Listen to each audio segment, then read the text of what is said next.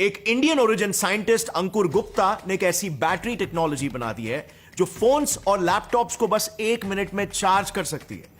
यह टेक्नोलॉजी एक ईवी तक को बस सिर्फ 10 मिनट में फुल चार्ज कर सकती है, जिसे चार्ज करने में यूजुअली 8 से 10 घंटे लगते हैं। प्लस आज के फोन बैटरीज में आपने ये चीज भी नोटिस की होगी कि समय के साथ साथ आपके बैटरी का परफॉर्मेंस कम होता चला जाता है, उसका चार्जिंग टाइम बढ़ते जाता है और वो जल्दी डिस्चार्ज भी होने लगती है। ये इसीलिए होता है क्योंकि मॉडर्न स्मार्टफोन्स में जो लिथियम आयन बैटरीज होते हैं ना, वो सिर्फ 800 से 900 चार्जिंग साइकिल्स यानी सिंपली सिर्फ 1 से 2 साल तक ही ठीक से काम करते हैं और उसके बाद उनकी एनर्जी स्टोर करने की क्षमता ड्रास्टिकली कम हो जाती है। लेकिन अंकुर गुप्ता और उनकी टीम ने जो बैटरी टेक्नोलॉजी बनाई है वो ऐसी है कि 100 साल यूज करने के बाद भी बिल्कुल वो वैसे ही काम करेगी जैसे एकदम नई की नई।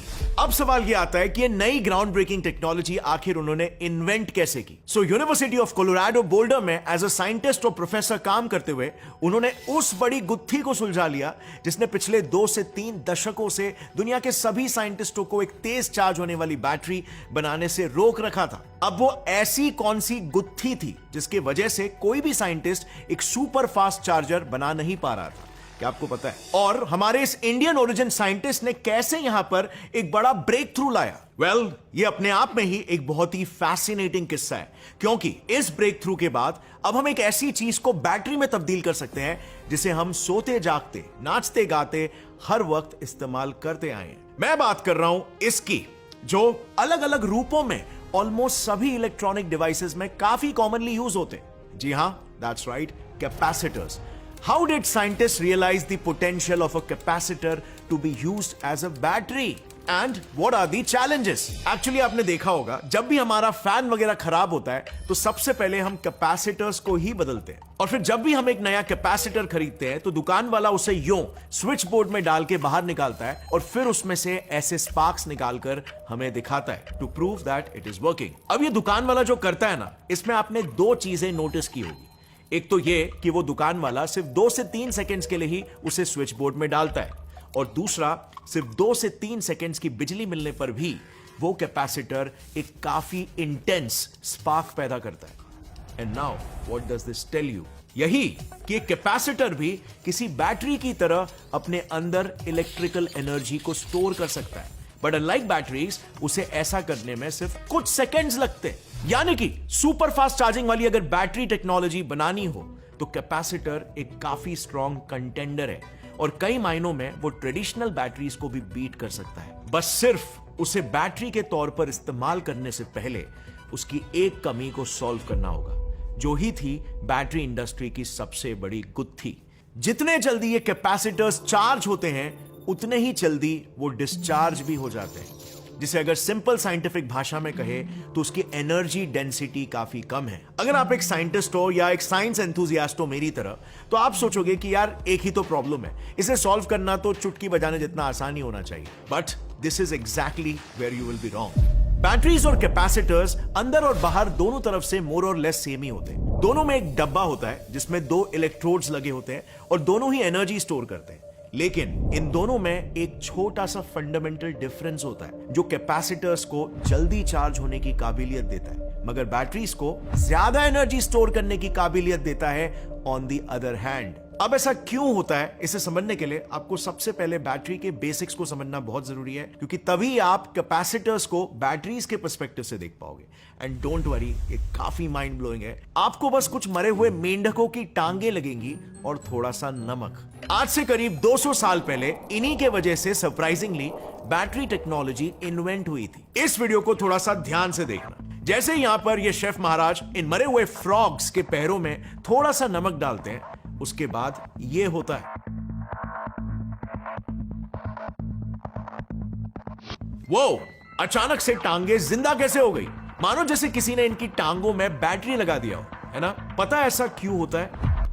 इसके पीछे का साइंस काफी इंटरेस्टिंग है। इनफैक्ट इसी से आज के मॉडर्न बैटरीज भी इंस्पायर्ड है। इसके बारे में हम कुछ ही देर में बात करेंगे, but you know what, science की ब्यूटी ही यही है कि वो एक प्रॉब्लम को देखता है और उसे फिक्स करने के लिए कॉन्स्टेंटली न्यू एवोल्यूशंस लाता रहता है। वेल, साल 1780 में एक इटालियन फिजिसिस्ट थे लुइजी गैल्वानी। मरे हुए फ्रॉग्स की टांगे हिलती हुई देख उन्हें ऐसा लगता था कि इसीलिए होता है क्योंकि मेंढकों की टांगों में एक स्पेशल तरह की इलेक्ट्रिकल एनर्जी पैदा होती है कॉल्ड एनिमल इलेक्ट्रिसिटी, जो उसे ट्विच कराती है। जी हां, मैं मजाक नहीं कर रहा हूं, ऐसा उन्हें लगता था। इसे उन्होंने इनफैक्ट अपनी लैब में डेमोन्स्ट्रेट भी करके दिखाया। उन्होंने दो वायर्स लिए जो दो अलग मेटल से बने थे और उन्हें एक ओर से आपस में कनेक्ट करके उनके दूसरे साइड के एंड्स को मरे हुए फ्रॉग लेग से कनेक्ट किया एंड इट रियली वर्कड। जैसे ही उन्होंने उन वायर्स से उन मेंढकों के पैरों को टच किया, वो तुरंत ट्विच करने लगे। यानी कि गैल्वानी ने सच में एक काफी अनोखी खोज कर ली थी, और एटलीस्ट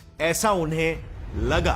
दरअसल गैल्वानी ने जब ये सेम डेमोन्स्ट्रेशन अपने दोस्त अलेजांड्रो वोल्टा, जो कि एक फिजिसिस्ट के साथ साथ केमिस्ट भी थे, उन्हें दिखाया, तो उन्होंने इमीडिएटली आइडेंटिफाई कर लिया कि इलेक्ट्रिसिटी मेंढकों के पैरों की वजह से नहीं, बल्कि दो अलग मेटल्स यूज करने के वजह से पैदा हो रही है। उन्होंने इसे प्रूफ करने के लिए एक एक्सपेरिमेंट भी करके दिखाया। उन्होंने उन मेंढकों के पैरों की जगह एक नमकीन पानी से भीगा कपड़ा रखकर सेम करंट जनरेट करके दिखाया, जो ही फिर दुनिया का फर्स्ट ट्रू बैटरी भी बना, called the Voltaic pile.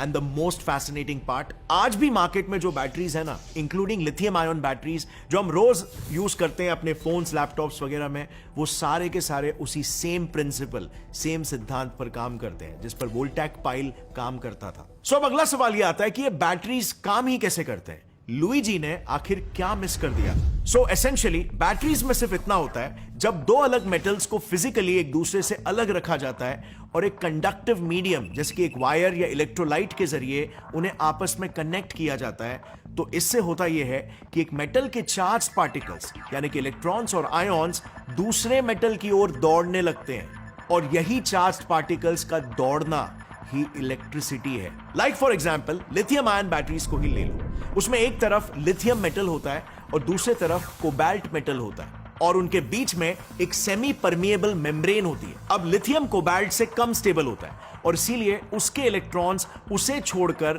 Cobalt की ओर भागने लगते हैं थ्रू द वायर, और लिथियम के न्यूली फॉर्म्ड आयॉन्स भी वहीं पर जाने लगते हैं through the semi permeable membrane. यही इलेक्ट्रॉन्स फिर फोन के सर्किट से ट्रैवल करते हुए कोबाल्ट वाली साइड की ओर जा पहुंचते हैं और आपका फोन चलता है। और जब सारे लिथियम आयॉन्स और इलेक्ट्रॉन्स एक तरफ आ जाते हैं तो बैटरी ड्रेन हो जाती है। सो अब अगला सवाल यह आता है कि तो फिर फोन दोबारा से चार्ज कैसे होती है? सो वेल, जब हम फोन यूज कर रहे होते हैं तो लिथियम ऑलमोस्ट पूरी तरह कोबाल्ट की ओर आ चुका होता है, लेकिन लिथियम और कोबाल्ट के बीच ये जो कुछ भी होता है, ये पूरा का पूरा प्रोसेस रिवर्सिबल होता है। अगर हम बाहर से एनर्जी देते हैं थ्रू अ चार्जर, तो लिथियम और उससे निकले इलेक्ट्रॉन्स जो कोबाल्ट के साइड में आ चुके हैं, वो फिर से अपनी ओरिजिनल साइड लौट जाते हैं, और इस तरह से बैटरी वापस से चार्ज हो जाती है। सो principally it is just that simple. And now here comes the $1 million question.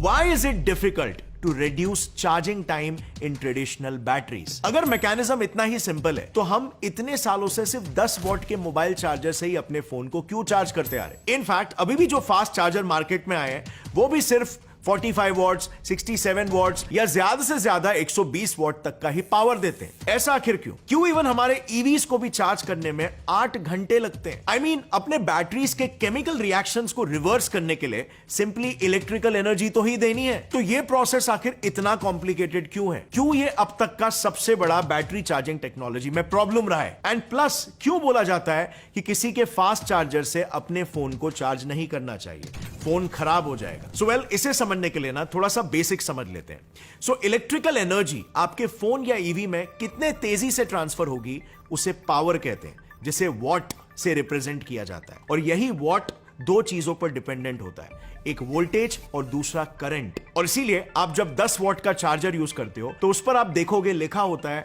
5 volt 2 ampere, मतलब 5 into 2 is equal to 10 watts का चार्जर। और सिमिलरली अगर आप 18 वॉट का चार्जर यूज करते हो तो उस पर या तो 6 वोल्ट और 3 एम्पियर लिखा होगा या फिर 9 वोल्ट और 2 एम्पियर लिखा होगा। अब ये वोल्टेज और करंट आखिर क्या है, और ये वॉटेज यानी कि एनर्जी ट्रांसफर के लिए क्यों इतना मैटर करते हैं? वेल, वोल्टेज का मतलब होता है कि इलेक्ट्रिकल सर्किट के पॉजिटिव और नेगेटिव पोल्स के बीच पोटेंशियल डिफरेंस कितना है। यानी कि सिंपल उदाहरण अगर दूं तो दोनों के बीच में स्लोप यानी कि ढलान कितनी है, क्योंकि जितनी ज्यादा ढलान उतना तेज आकर्षण। अब on the other hand current का मतलब होता है कि इस ढलान से लुढ़क के एक टाइम पर कितने चार्ज्ड पार्टिकल्स मोबाइल के अंदर घुस पा रहे हैं, उसकी एग्जैक्ट वैल्यू। सो अगर वोल्टेज यानी कि ढलान ज्यादा होगी तो उतने ही तेज इलेक्ट्रॉन्स लुढ़केंगे और उतना ही तेज आपका फोन चार्ज होगा। अब ऐसे में आप नेचुरली सोचोगे तो फिर प्रॉब्लम क्या है भाई, वोल्टेज बढ़ा दो ना सीधा। वोल्टेज बढ़ा दोगे तो फोन या ईवी जल्दी चार्ज हो जाएगा। एग्जैक्टली यहीं पर चीजें एक खतरनाक मोड़ लेने लगती है। The slope starts becoming a slippery slope. अगर आपने वोल्टेज को बहुत ज्यादा बढ़ा दिया ना तो करंट इतना पावरफुल हो जाता है कि उसकी इलेक्ट्रिक फील्ड यानी कि उसका फोर्स सिर्फ वायर के इंसुलेशन में सीमित नहीं रहता, वो इंसुलेशन के बावजूद भी अपने आसपास की इलेक्ट्रिकल चीजों में इंटरफियर करने लगता है और करंट भी आसपास के वायर्स या सर्किट्स में जंप करने लगता है, जिससे आर्किंग और स्पार्किंग पैदा होता है और साथ ही हीट भी बहुत ज्यादा जनरेट होने लगती है। अब जस्ट इमेजिन ऐसे में आपके फोन या ईवी के साथ क्या होगा। जी हां, उनके सर्किट्स जल के फट पड़ेंगे।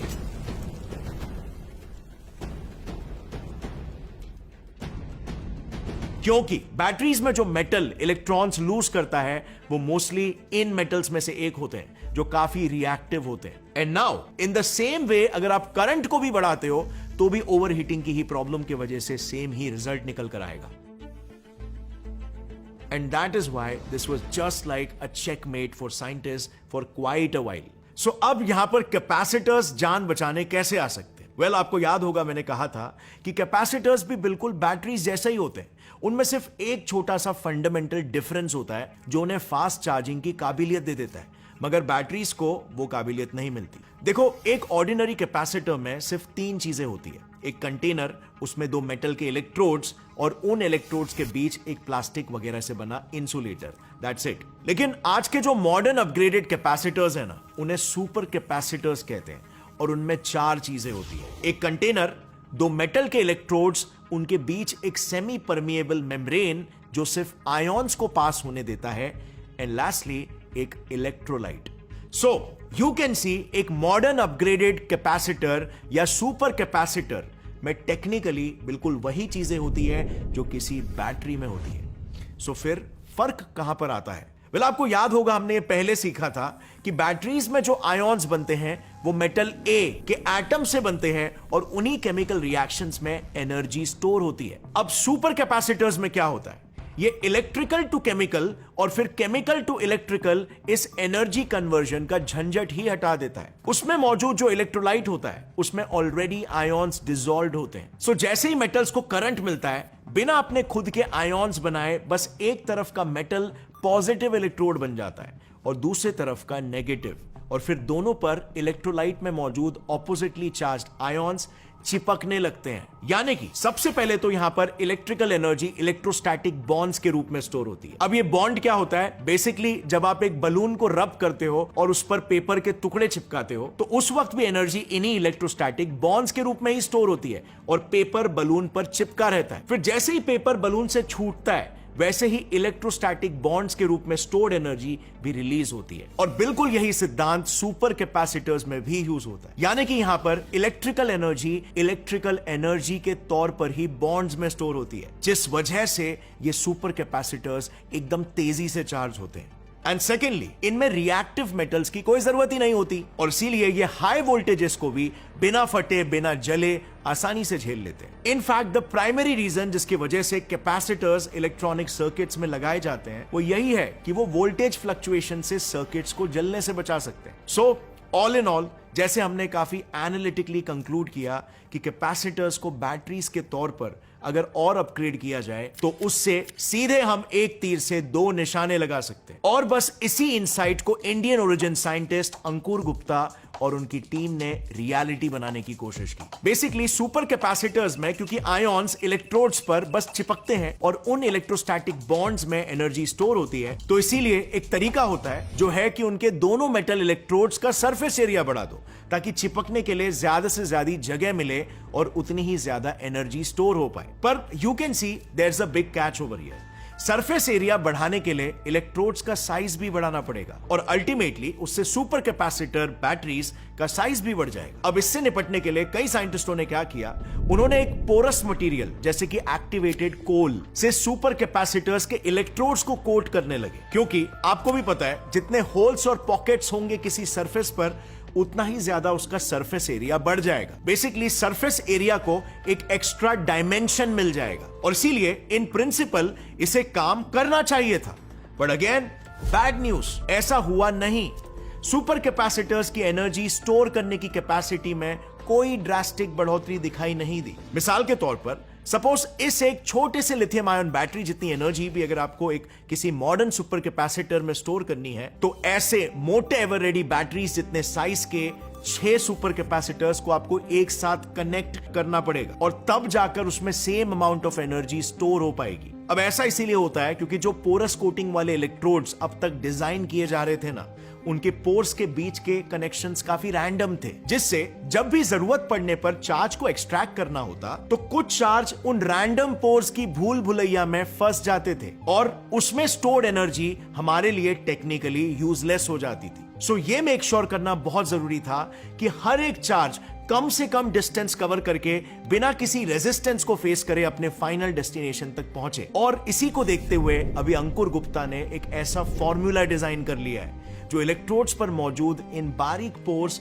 और उनके बीच के रैंडम कनेक्शंस को किसी इलेक्ट्रिकल सर्किट की तरह विजुअलाइज करने में मदद करता है। यानी कि अब तक जिन इलेक्ट्रोड्स का स्ट्रक्चर काफी रैंडम होता था, अब वो मैथमेटिकली स्ट्रक्चर्ड होंगे और उन्हें अब एक 3D प्रिंटिंग के जरिए इतने प्रिसिजन के साथ बनाया जा सकता है कि सरफेस एरिया एक्सपोनेंशियली बढ़ जाएगा। यानी अब से कुछ ही समय में आप अपने आसपास ऐसे गैजेट्स, ऐसे फोन्स और ऐसे ईवीज देखने लगोगे जो कुछ ही सेकंड्स में फुल चार्ज हो जाएंगे। बट बैटरी टेक्नोलॉजी की अगर बात करें तो it doesn't stop here at all.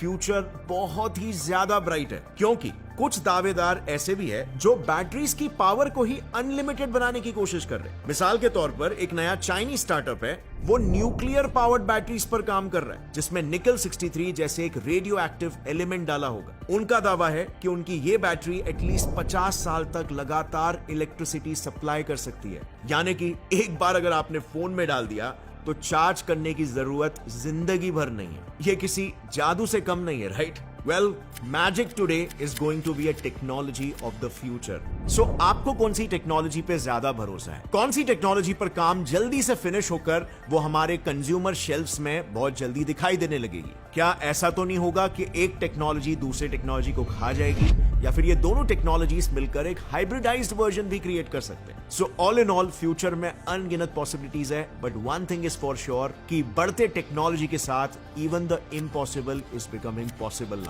और अगर इस वीडियो से आपको कुछ भी नया सीखने मिला तो एक लाइक जरूर ठोकना। सी यू नेक्स्ट टाइम, तब तक के लिए टेक केयर, जय हिंद।